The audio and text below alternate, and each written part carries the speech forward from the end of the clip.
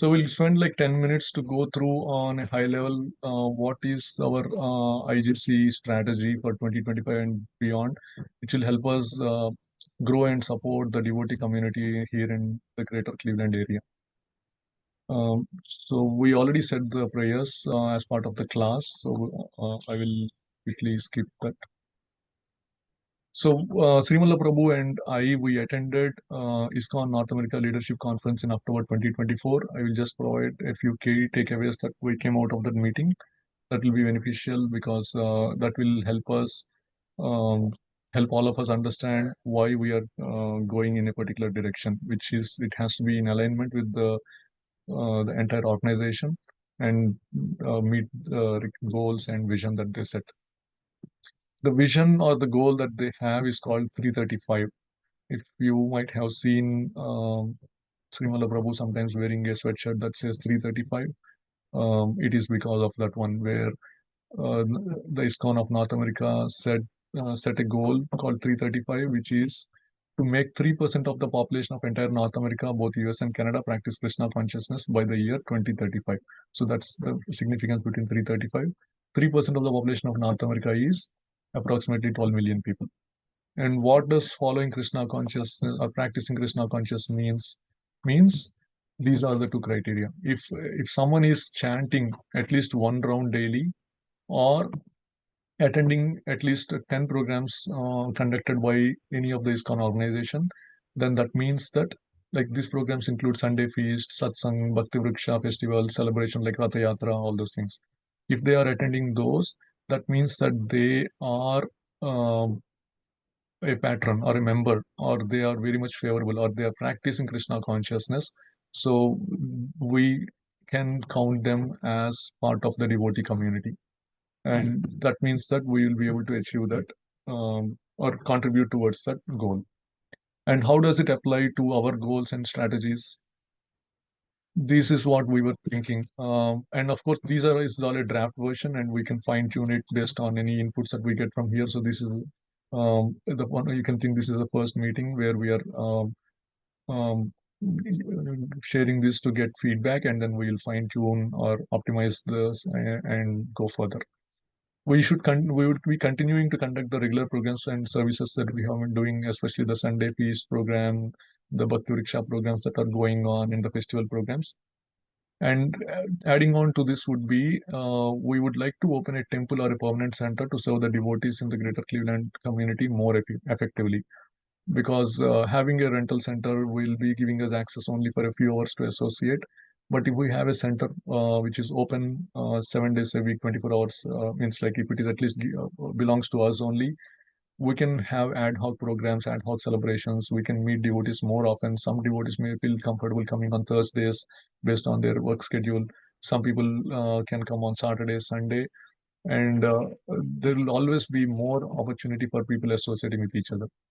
And we also want to expand the preaching activities to bring more people into Krishna consciousness in alignment with the 335 goal. If we have a center, it will also make more people know about us, um, not just for the devotees, but even for the new people. If we say we are only available in the center from Sunday 2 to 4, it's not really practical, or it might be not as much practical. It will be more practical if we have a center and say, please come visit the center whenever you are there. And if we have a few devotees that are there always in the temple at different times, then yeah, this new devotee will be expanding our reach to more people.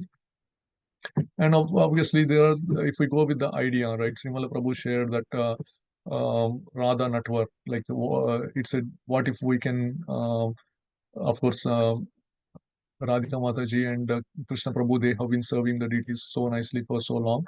But what if we also will be able to serve the deities? Like if we, Radhika Mataji and Krishna Prabhu willing, but this is an idea that Srimala Prabhu was sharing. If we have a permanent home for Shri Radha Natwar, that will be great. And also, that this Cleveland area has so much significance. You see this picture here. This is actually the very first printing press that Srila Bhaktisiddhanta Saraswati Thakur purchased and used for printing the books when he started his preaching. Do you know where he ordered it from? He ordered it from Cleveland, Ohio, and it shipped in a boat from Kolkata in 1922. So the whole books are the basis for the movement. Just like purity is the force as one of the pillar, books are the basis for ISKCON. And how did Srila Prabhupada, so if you think about it, it's Bhaktivedanta Siddhanta Saraswati Thakur who envisioned that we have to go to the West and preach. And some devotees, two or three devotees, tried that by going to UK, but they came back saying that it's very difficult. But Srila Prabhupada is the one, he took that idea and came forward. And how did he implement? He implemented by writing so many books. He inspired with Kirtan, everything. And these books were written. How did these books happen? It was Srila Bhaktisiddhanta Saraswati who originally started this mass production of books like printing press and all. And that first printing press is actually from Cleveland. It was purchased from Cleveland. So, and that is the significance that Cleveland has. And if we don't have a temple, it's not uh, keeping up with the legacy that Cleveland has. So we should all take it our own responsibility to make sure that we get a temple here and we highlight this great significance, historical significance that this city has. And when we say the temple requirements, what are those and what are the prerequisites? We are thinking like we are not going too huge for the beginning. It will be a small, like 100,000 square feet hall, which can accommodate 100 to 120 people. The main things is it should have a kitchen, a restroom, and a kids room, so that kids will have their space to learn and grow. And the kitchen and will allow us to make prasadam there. Carrying prasadam from outside to that place will be difficult. These are the basic requirements. And then we don't want it to be in some corner. It will be difficult for everyone to go. It should be at least within a 20-mile radius from everybody, from 80% of the members. We should be able to reach it through a public transport. And it should have at least 5 dedicated on-site parking spaces, or at least 10 shared parking spaces, so that if we are conducting festivals, if senior devotees wants to come, they need not park somewhere and walk long. They can park near the temple. And if we want to use a residential building to start with, then we should make sure it at least have a big plot, because we have seen from other communities where they take a residential house and do that use it as a temple. There are so many legal problems where neighbors complain with the sounds that are coming and the people that are coming and parking in the area. So we don't want to run into those challenges. And what are some of the prerequisites? That is the basically we have to have some plan, like based on these requirements. It is everyone's responsibility to find some location. If you have any ideas, if you've come across anything, please share those ideas and then we can go. And then main thing is we want to build a registered member group, which means that what is registered member? Nothing but there is no fee or anything. It's all voluntary. You just will, if you follow the qualification criteria, which is the 335, which is if you are chanting at least one round, and if you are attending or if you are attending a program, at least 20 programs, then you are automatically a member of IGC. And then it will have more frequent meetings, maybe bi-weekly, with all the members to go through the progress and discuss more the ideas on how we can see this whole goal a reality, which is having a new center. And if someone is there who is like in a nearby city like Columbus and Detroit, but also attending at least 6 or 7 programs a year, they can also provide their address. We don't want to just restrict it to Cleveland, but if anyone wants to see Cleveland grow, they are also welcome. So the duties that are there are these very simple. You don't have to spend anything. Just I said monthly, but we can also be bi-weekly based on everyone's convenience. Just participate in the meetings and keep sharing your feedback, because we want it to be a collective effort rather than one person's or two persons saying that, oh, see, we did this. No. See, it is a service to Krishna. The more people they serve, the more happier. You know, from the pastime of Ramayana, right? Where all this the Vanara army, like Lord Hanuman, Jambavan, like the bear person, all of them were carrying huge, huge stones to build a bridge from India to Sri Lanka. But when they were walking, there is this small animal that is coming between their legs. It's a small squirrel, and what it is doing, it is actually um, going into the water, dipping itself in water, making its body wet, and then going into the sand, rolling in the sand, so that all the sand gets attached to this body, sticks to the body. Then walking to the place where these big vanaras are laying stones and rubbing its body so that the sand will fall on that between the gaps in the rocks. And they ask them, a devotee picks up, or one of the wanderer picks up and says, "What are you doing? Come, get away from here!" And he throws away. You are disturbing us. Then it immediately falls in Lord Rama's hand, and Lord Rama says that, for me, to me, the service that you are doing and the service that the squirrel is doing is exactly the same, because it is the mood in which you are doing. You are carrying the stones, and a squirrel cannot carry its stone, but to its extent that it can do, it is carrying the sand. And why it is doing, it wants to make my feet not get hurt between the hard surface of the rock. So it is doing that. So there is nothing like big service, small service. Every service in this forming of a temple is important. So we ask everyone to come forward and take this. So what in terms of next steps is, we encourage everyone to become a registered member in IGC. We'll start scheduling monthly meetings, and we'll invite these registered members. And please come up with any fund. We'll have some ideas. We'll also we can discuss those fundraising ideas, and we can execute them. And we will keep looking for a temple for Sri Sri Radha Network. Okay. Any questions on this one, Shrimal Prabhu? If you want to add anything.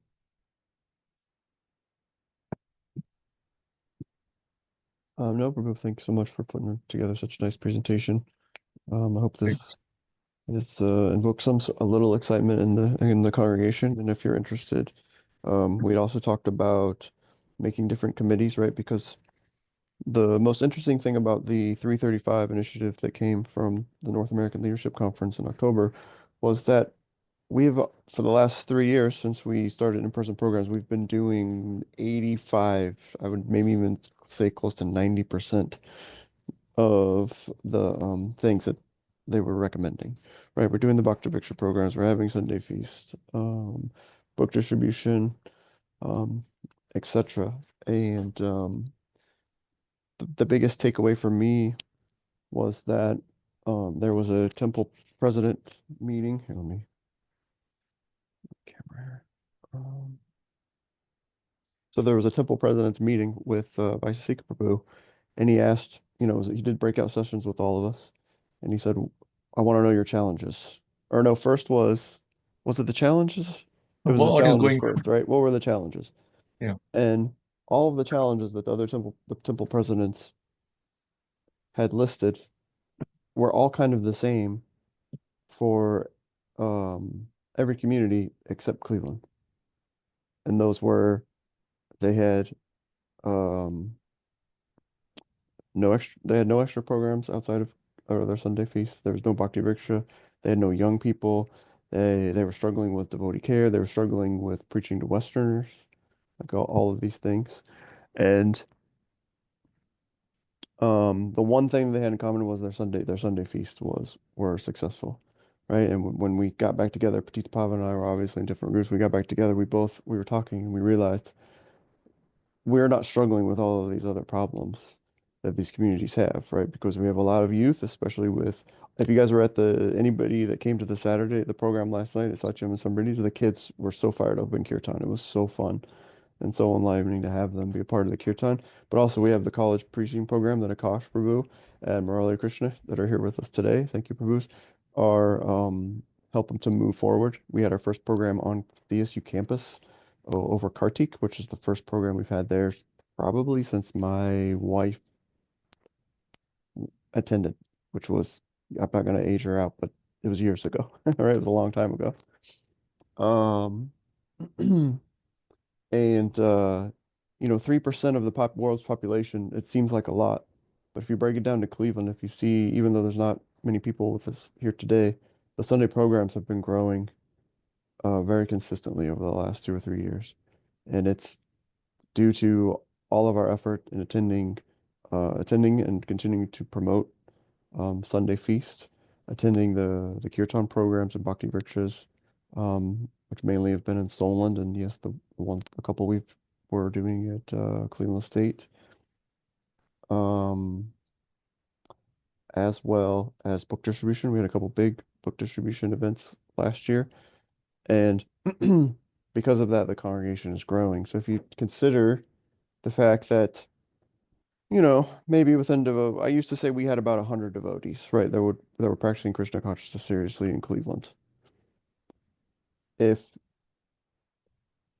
you add the new people, right? You could say that we've grown by, even if it's 10%, right? How many people is that? Yeah, 110. Right? It's 10 people, right? But that's 10%, that's 10% growth, right? But actually, if you really think about all the new people that are coming, right, we could probably throw in 20 to 50 names. Yeah, so we see new people coming, but like they come for one Sunday program, and again they skip two programs and come. So consistently they're not. But if we have a center, we'll keep seeing Right, them again and again. right. Yeah, yeah. Thank you for getting me back on track. So, I really feel like, the time at Great Power was wonderful. The Pierogi Palace in Parma, it's a great facility, for now, but what Petita Baba and I wanted to be is just the stepping stone, right? And that next step needs to be for us to have our own center, a place that we can utilize 7 days a week, have additional programs, um, and just have an opportunity for everyone to contribute and serve. So if that, if you agree to that and that excites you, please reach out to us, because the next step will be to form different committees. Um, Petita Bhavana Prabhu's been very exemplary in taking charge of the Bhakti Vriksha program, particularly in Solon, and just keeping that going. And we're very grateful to Samriddhi and Satyam Prabhus and Santush Prabhus for hosting in their homes. I even hear that Parvati is also having programs occasionally at the Solon Library. I attended one during Kartik. It's a really nice program. Um, and also, so there's a committee for that, for growing the Bhakti Vriksha. I see that Isho is still here with us. Denny was. So there's still plenty of opportunity down in, I don't know, I want to call it Southern Ohio. It's south of us, but in the Akron Canton area. Obviously, there's devotees there. And so there's always opportunity for Bhakti Vriksha to grow and to bring more people together to achieve the ultimate goal of having a temple. And the other committee that we're focusing on now will be the fundraising committee. So we're still working on delegating duties and who's going to take charge of those. But if you are interested, please reach out to myself, Deep Bhavana, and let us know. Um, thank you very much. Hare Krishna. Any questions from anyone? Hare Krishna Hare Mataji. Krishna.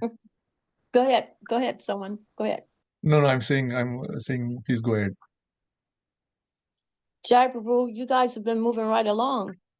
I just wanted to add, however I can be of a service, I probably will.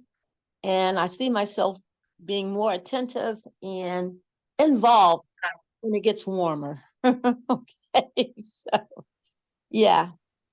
But if we can do it like we're doing it on Zoom, I participate in a lot of kata on WhatsApp. I do a couple of things with WhatsApp. And so as far as being there in person, it's kind of complicated, but there are other ways. Krishna is amazing. He's everywhere. Haribo. Yeah, I think Kunjari Mataji is arranging for the Wisdom Wednesdays, which is really helping in terms of connecting those who could not be in person. Yeah. So if we have maybe a center, we can also arrange for something that the classes are also zoomed when they're happening, so the more people can participate. And also, my home is being completely renovated, almost, and in the summer, I feel as though I'll be able to have more Bhakti Vriska programs, something like that, Very nice, Mataji. So what we can do is we can have these regular meetings, and we can Mm-hmm. discuss and document all this, and we can come up with a plan on. So yeah, like you said, even uh, the weather, with the given weather, it is difficult for us also to do the things that we want to do. But definitely, once it gets warm, we can do more. One other thing I had a question about, and I'm not sure. I understand that. Do we still have a governing body commission? Does that still ISKCON? Do they have a overseers that still have different territories that Yes, certain the groups, GBC, yeah, the the GBC still GBC? exists, and there's still Uh-huh. regional and governing body commissioners. However, Malati did retire as of the end of last year, and her replacement is yet to be determined. Teach Pava and I did ask Mm-hmm. for her to stay on as Right. on our board of directors, which she hasn't disagreed. So it doesn't Yeah. necessarily have to be the Mm-hmm. bylaws state that a representative of the GBC doesn't necessarily need to be the Be actual a part of that. yeah Right. be the governing body commission. So we invited her. We shared the idea Mm-hmm. for a new home for Ratanabara with her, and she loves it. Um, so I know I have more history. I've been doing a lot of research and talking to a lot of devotees that used to Mm-hmm. live here and serve back in the old Euclid Yeah. Euclid Mm-hmm. Temple. I call it Euclid because it was on Euclid Avenue, but I think it was It was on technically Euclid. I Yes. think it was Mm-hmm. technically East Cleveland. Um, Yes. Mm-hmm. so yeah, I've talked to a lot of devotees that were there around that time and got a lot of history, especially from Radhika and Krishna Krishna Prabhu's how they came about to have um, the Natabar deities and how it used to be at the Cleveland Temple. Like we all know that Radha Muralidhar were here, right? Yes, And that Radha. they're at the Bhakti Center. And devotees have approached me about petitions to get them back and all that stuff. And I said, you know what? It's never But gonna we're happen. not ready for It's not fair to the devotees. It's not the fair to the devotees there, right? What's done is done. And like Patita Pavanus was saying, to have ideas is nice. But I actually heard mm-hmm. Vaisasika Prabhu say not too Mm-hmm. long ago that just having ideas, right, is just in the mode of passion. So you Yes. have to have an idea, you have to make a plan, and then you have to execute the plan, right? Mm-hmm. Plan your work your plan. So that's sort of what we're in the process of doing. And the reason Charitable. how I came up with this idea is because we all know that Radhika and Krishna have been serving Natavara since 1992. And if you didn't know, Akilananda actually, when they got Natavara from the Right. old temple, Mm-hmm. Radharani Mm-hmm. was gone. She was missing. So Mm-hmm. Akilananda Prabhu cast a new Radharani, and I think, and Radhika can correct me if I'm wrong, I think it was 1997. So they've been serving Radha for decades. For Right. decades. Right. And as Absolutely. things have started to pick up, Radhika had expressed, that they are getting older, it is getting more difficult for them to take care of, but also that, the deities belong to ISKCON, they belong to Prabhupada, and that when we have a center and that we have Mhm. enough qualified devotees to serve, then Radhanatambara will come to ISKCON of Greater Cleveland, wherever that temple Well, may I be. think that's pretty wonderful because my first deities that I ever gazed my eyes upon 51 years ago, maybe 52, were Sri Sri Radhanathabar. And Hari Bol. When they were in Cleveland, or are you and talking about Columbus or what? I'm talking about Cleveland, East Cleveland, Wow. So My you got to see, son, so Radha was there. You saw Ratabar yeah, Radha yes. on the My altar? son was um was born in 1972. Mm-hmm. And we were coming to the temple, my former husband and I. Yeah, I was dancing in front of Sri Sri Radha. I Wow. was doing the running man from what Of Krishnani course. Kamagiri's daughter said. Yeah, of Anyway, course you were. That's yeah, hilarious. yeah, so that makes So this is something a lot that, of so sense. I was supposed to have a Yeah. conference call with Mm-hmm. Kamagiri this week. Unfortunately, she wasn't feeling well. But no one has been able to confirm for me if they were on the altar at the same time as Radha Muralidhar or if they were Uh, after Radha Muralidhar. Do you remember? uh, if I remember, I can't confirm that, but Mother Kamagiri had Should be able homed to. at Muralidhar, Sri Sri Radha Muralidhar herself. She had taken them and was serving them herself. So they were on the altar, but I'm not sure if they were there at the same time. I can't say that. I can't confirm that because I was I'm not sure. I can't say yay or nay for that.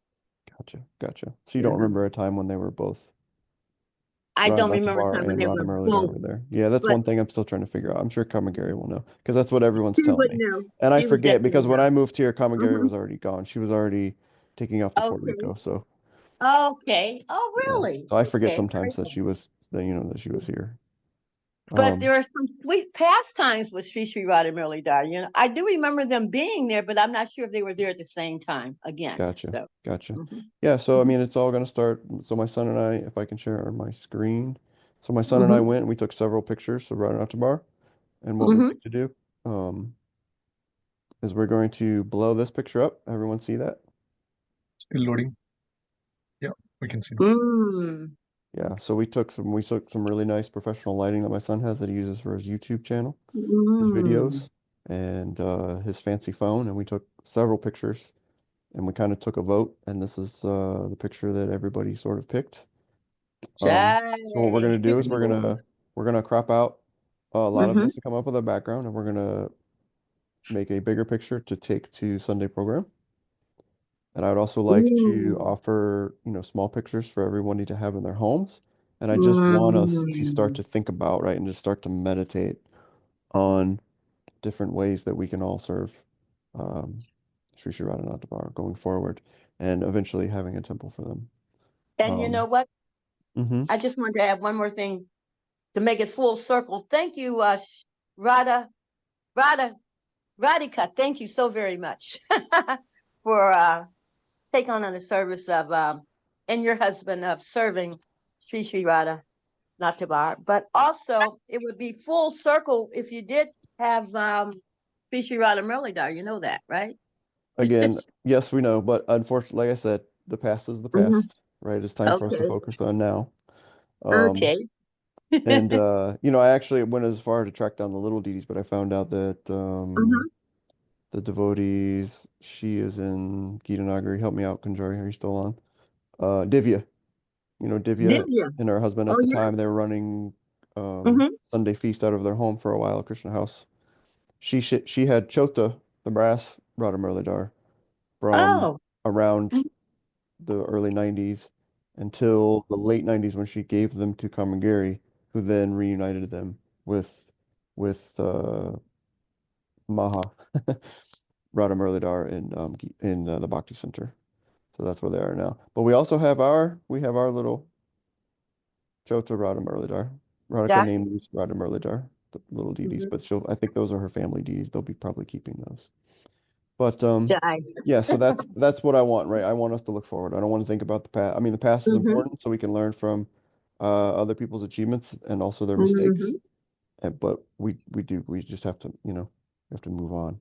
And I think that this is a good motivation um, for everyone. I hope that you all agree, and I hope that the people hmm that are excited and have ideas will approach me about joining the committee, and we can finally get it done. I thought we were, to be honest, we actually had a meeting like this in when was that?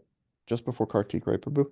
In October at Satyam and Samriddhi's house, after our Bhakti Picture program, and we were kind of game planning all this, and we thought, that over the next year, right, we were going to have one more year at Great Power. And then Right. literally the next day, mm Tanya said Yeah. that she was moving and we were welcome to come along. That's always an option, but the Tanya's new place is very, very small. And the units next to her on both sides they're both occupied. One mm by a little like cafe and another one by a sort of like I would call it a head shop. They kind of have like, you know, mm incense and a lot of hippie stuff. And there's actually like little Mortis in there of Krishna, which is pretty interesting. It's pretty funny. And like Ganesh statues and Wiccan books and one of those kind of places next door. So going and seeing it and getting the lay of the land, we decided that, we have the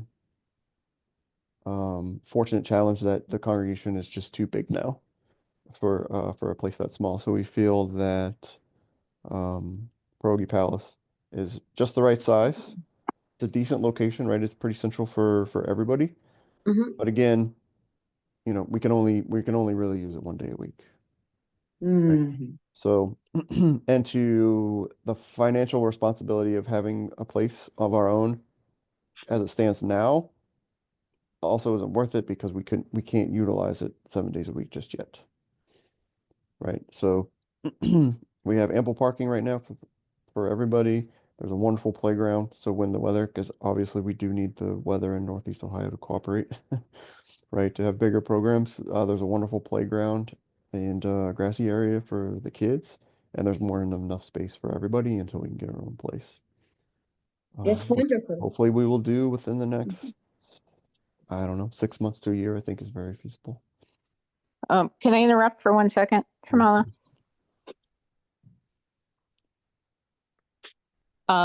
So quick question. Just in general, can you tell us about how much money we've raised and about what we need to raise in order? I know it'll fluctuate, but around what you think that we need to raise in order to move forward. Sure. So I don't have everything in front of me.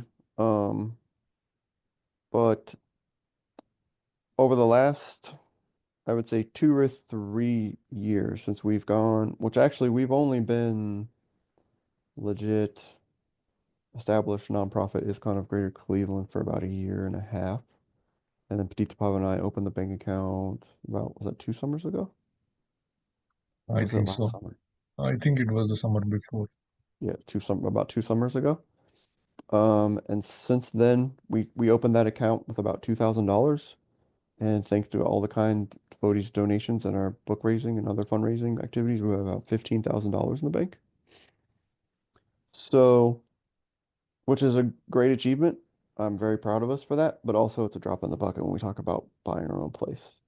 So the cost of a place currently, if we budget for 250 to $350,000 and throw in, places like that, from the research we've done over the last few months, they always need bathrooms. It's going to need a kitchen, right? There are going to be some repairs, right? So if we put in a budget of anywhere from 350 to $500,000, right? We'll need, if I would love to raise that money, right? Which I know it sounds like a lot of money, but other temples have done it and they've raised more for bigger places. So I think if we have practical goals, that it's very achievable. Because if we buy something outright, obviously we don't have to pay interest on a commercial loan. However, if we do want to put down a down payment, we would need about 25%. Actually, there's no about. We need 25% for a commercial loan. Okay. And then interest rates are anywhere between 7.5 to 8% right now on a commercial loan. So just on the mortgage payment of a place like that, we're looking at anywhere between $1,100 and $1,500, right? But then you count in, we're going to have an interest on top of that. If we buy it in ISKCON of Greater Cleveland's name as a proper nonprofit, we shouldn't have to pay property tax, but we will have utilities, insurance, BOGA for Sunday Feast and other prasadam distribution, etc. So I think a reasonable amount is going to be about $5,000 a month. So if we have enough down, plus banks generally want to see that you have your 25% down and you have at least 6 months worth of mortgage payment in the bank already. So again, I don't have the numbers in front of me.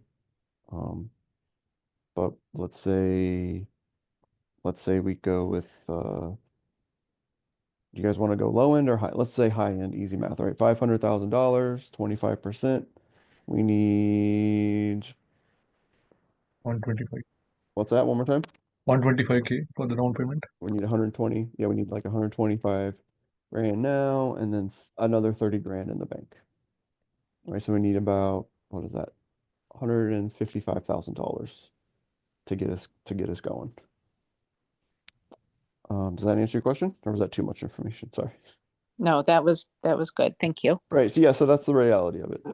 Right. Again, it sounds like a big number because it is, but when you consider how much the congregation's grown, and how many people are involved in IGC now on a regular basis, and you think about all of the friends and former residents of Cleveland that are still very sympathetic to our